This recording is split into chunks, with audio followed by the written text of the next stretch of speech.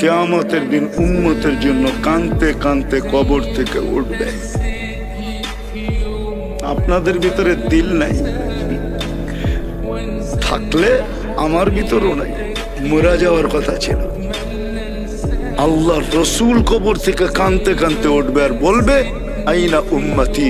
জিবরিল ডাইনে দেখি খালি, বামে দেখি খালি, আমার উম্মত কোথায়? জিবরিল আলাইহিস সালাম বলবে কেউ ওঠে নাই, আপনি মাত্র উঠছেন। কোন উম্মতও ওঠে নাই, নবীও ওঠে নাই, রসুলও ওঠে নাই, আপনার উম্মতও ওঠে নাই, আপনাকে উঠানো হয়েছে।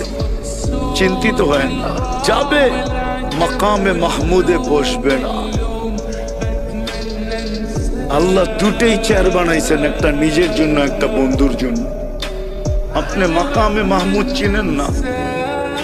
উম্মত তো আজকে ইউনিয়ন পরিষদের চেয়ার পাওয়ার জন্য জান দিতে 100-র ভিতরে 90 না 99 জন প্রস্তুত। যে চান চায় যাক, কিন্তু ইউনিয়ন পরিষদের চেয়ার পাইতে হবে।